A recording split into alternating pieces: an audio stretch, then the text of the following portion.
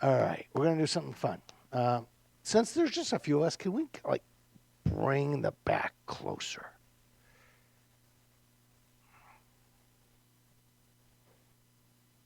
You too, Dave.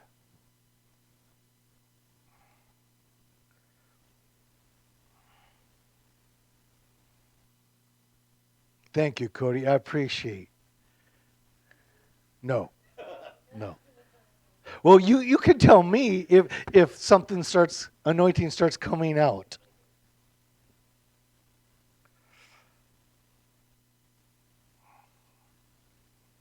So I wanted to do something fun that sort of fits the theme of what we've been talking about the last few weeks. And so there's it's really one story that has like extensions that touch the population. And so we're going to talk about that this morning. Acts of kindness can sow seeds for future blessings. We say that, and we actually we I don't know that we ever really truly believe that. Sometimes we think, we say we quote scripture like God cannot be mocked, a man reaps what he sows, but we don't really know what that means. Or we don't really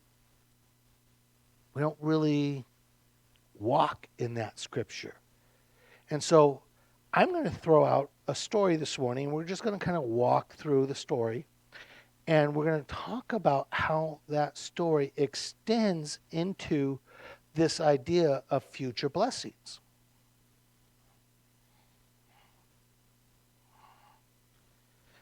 Now, the fun thing is, here's a passage from Hebrews 13. This is kind of follows the theme of what we've been talking about for the last month.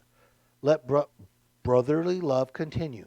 Do not neglect to show hospitality, for by doing this, some have welcomed angels as guests without knowing it. Remember the prisoners as though you were in prison with them, and the mistreated as you were, though you yourself were suffering bodily. Marriage must be respected by all. The marriage bed must be kept undefiled because God will judge immoral people and adulterers. Your life should be free from the love of money. Be satisfied with what you have, for he himself has said, I will never leave you or forsake you. So here starts a story. Um, and here, this is one of those stories that we actually don't have the name of the person. We identify her by where she lived. So, uh, 2 Kings chapter 4, we see the story starts off one day, Elisha went to Shunem, and a prominent woman who lived there persuaded him to eat some food. So whenever he passed by, he stopped there to eat. She said, then she said to her husband, I know that the one who often passes by here, is a holy man. So let us make a room, a small room upstairs, put a bed, a chair, a table, and a lamp there for him. Whenever he comes, he can stay there. So she's a prominent woman, probably a person of means. And so she says to her husband, look, why don't we set a place aside for the prophet because he's coming by often enough to enjoy our hospitality so that he can stay here. And it seems like a fairly simple request, right? And it seems like a fairly modest thing. It doesn't seem like it's a big deal.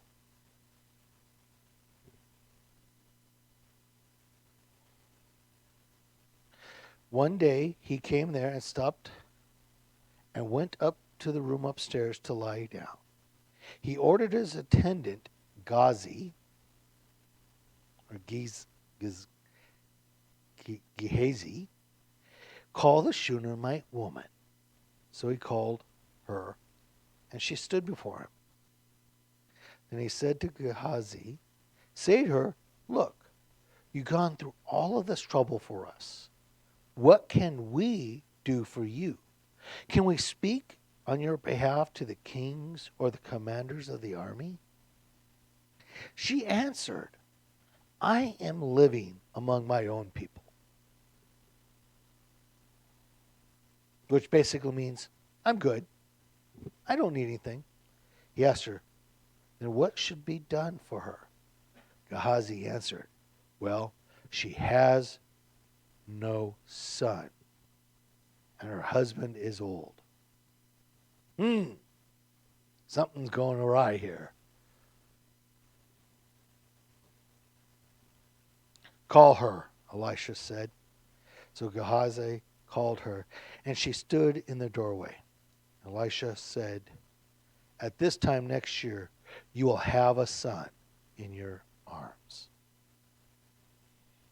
Then she said, "No, my lord, man of God, do not deceive your servant." She's not so sure this can happen. She's not so sure what he speaks isn't able to come to pass. The woman conceived and gave birth to a son at that time the following year, as Elisha had promised her.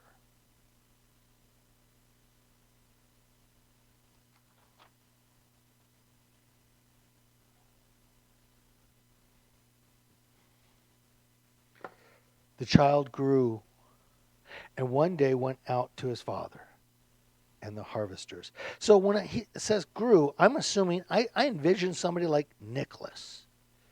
That age, that size, that's kind of the image I have in my head. I don't know, maybe he's older like Gwen, maybe younger like Daniel. Who knows? But he's older than an infant. He's older than a toddler, because you don't let the toddlers run out to the farm field.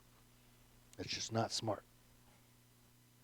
Suddenly he complained to his father, my head, my head." His father told the servant, "Carry him to his mother." He picked him up and took him to his mother. The child sat on her lap until noon and then died. She went up and laid him on the bed of the man of God and shut him in and left. She summoned her husband and said, "Please send me with one of the servants and one of the donkeys so that I can hurry to the man of God. Then he can come back."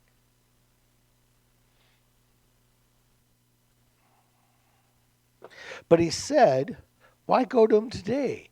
It's not a new moon or a Sabbath." Sometimes us men, we can be so dense, right? This is just like gets hit on the back of the head dense.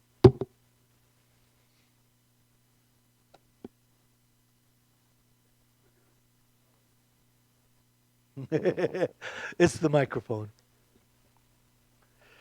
And she replied, "Everything is all right." Now let's examine that for a moment. Everything is all right. The kid is dead, laying on the bed for the man of God upstairs. And she says, "Send me to the prophet." And he's like, "Why?" And she says, "Everything is all right." Things are just not adding up for simpletons like me. Then she saddled the donkey and said to the servant, "Hurry, do not slow the pace for me unless I tell you." She sent out and went to the man of God at Mount Carmel. When the man of God saw her at a distance, so he's got good eyes, he said to his attendant Gehazi, "Look, there's the Shunammite woman. Run out and meet her and ask, 'Are you all right? Is your husband all right? Is your son all right?'" So apparently he runs out and meets her, and she answered, "Everything's all right."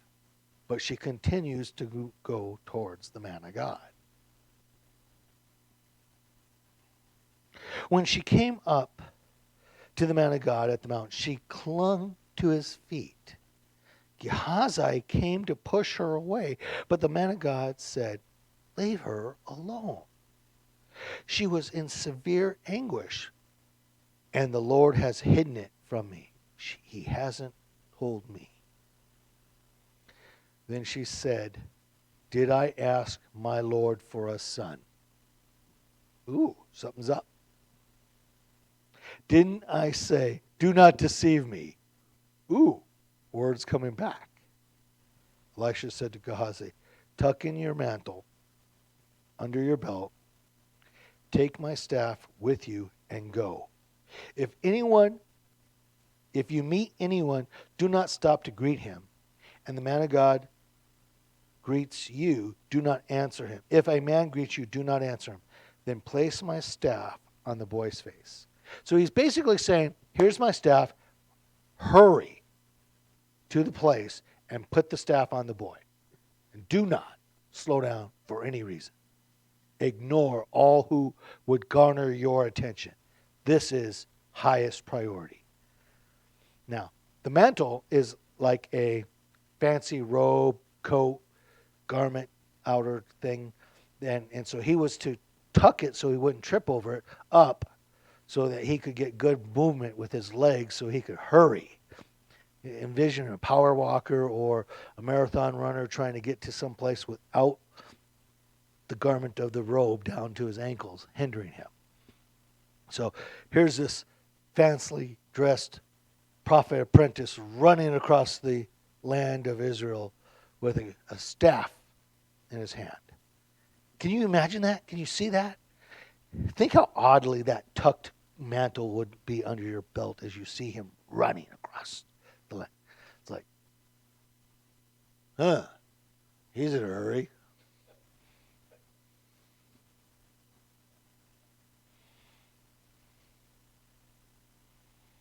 The boy said to Elijah, as surely as the Lord lives, and as you yourself live, I will not leave you. So he got up and followed her. So the woman said, until I know it's all right, you're not departing from my side. So he got up and followed her. Gehazi went ahead of them and placed the staff on the boy's face. There was no sound or sign of life. So he went back to Elisha and told him the boy did not wake up. Then Elisha got to the house. He discovered the boy lying on his bed. He went in, closed the door behind him, and the two of them and prayed to the Lord.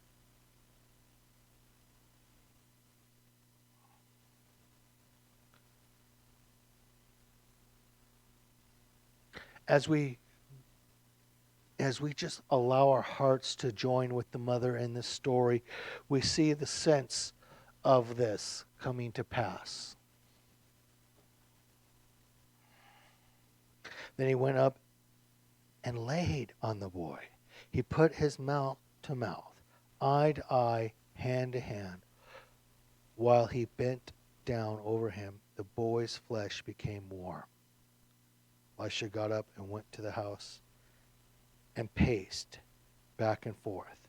He went up, bent over him again.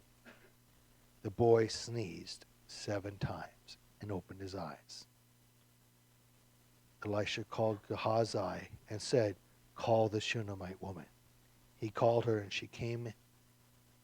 Then Elisha said, pick up your son. She came and fell at his feet, bowed to the ground, and she picked up her son and left. Now, this story sounds amazing. It sounds incredibly sweet. But again, this started with a woman setting apart an efficiency apartment for the prophet. Not even a bed and breakfast. You know, that's really and it starts with this bed and breakfast type of mindset. And now she has an heir. And this heir had a life and death experience and now is alive again. So the blessings are twofold to this woman at this point in the story. Now, you and I, we can grab hold of this story and it feels good because it's kind of a fun, cool story. And the imagery of what happens is just cool.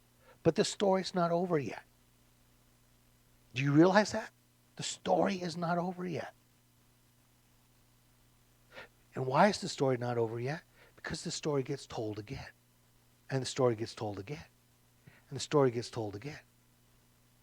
Sometime later, the prophet tells the Shunammite woman to leave her land because there's going to be a famine. So she and her son leave the land. Here we are in verse 8.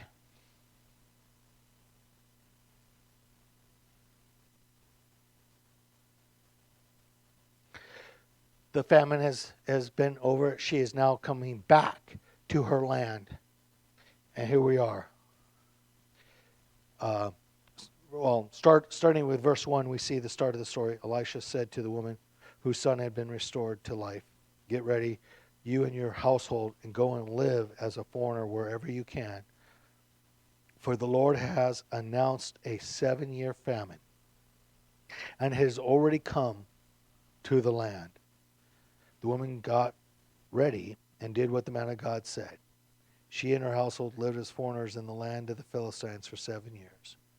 When the woman returned from the land of the Philistines at the end of the 7 years, she went to appeal to the king for her house and field. Now this is cool. The king had been speaking to Gehazi. Now you got to remember, Gehazi was kicked out of his master's presence over some fancy clothes and some silver and some gold and some Assyrian army general who wanted to be healed of leprosy. Do you guys remember that story? And so he was cursed with leprosy and sent away for his greed.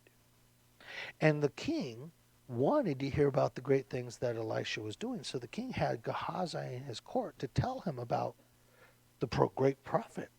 And in this text right here, we see the king had been speaking to Gehazi and the attendant of the man of God saying, "Tell me all the great things Elisha has done."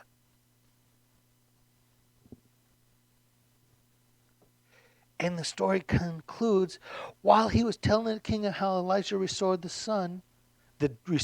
dead son to life, the woman who he had been restored to life came to appeal for the king for the house and the field. So the story of this child lives on, and now she's standing at the foot of the king saying, "My house and my land are not in my possession. Somebody else has been farming my land because of the famine, and somebody's been living in my house, and I want it back." And Gehazi is like, that's the woman whose son has been restored. Now, I don't know about you, but this is intriguing. This is fascinating. The story of the woman's generosity, and all she did was create a room for the prophet to stay, is now in the presence of the king. And the king, verse 6, when the king asked the woman, she told the story. The king appointed the court official for her, saying, "Restore all that was hers, along with all the income from the field, from the day she left the country until now." I don't know about you, but when I know that the story's not done, but the story is done, it's really cool. Now, let's take this into today's life. How many of you have ever told a story to somebody else of something God has done for you? Most of us. How many of you ever told a story, maybe not necessarily what God has done for you, but you guys remember watching Mark Gungor? Most of you guys don't. Do you remember Mark Gungor? The marriage enrichment speaker, the Puerto Rican guy that had the comedy about marriage enrichment stuff? Mark has this part in his monologue where he talks about earning points with your spouse. And he's telling guys how to earn points with your spouse. Do you remember this, Fred? He's like, go and make plans for like a romantic dinner. Don't keep it a secret because you're a fool and you're not going to get the points. Go to her and tell her what you're going to do. I did. Okay. But here's what happens. When you tell her what you're going to do, she's giving you points. Ding, ding, ding, ding, ding. And then when she goes into the office and talks to her friends and tells her friends how romantic, she's reliving the story and she's giving you more points. Ding, ding, ding, ding, ding.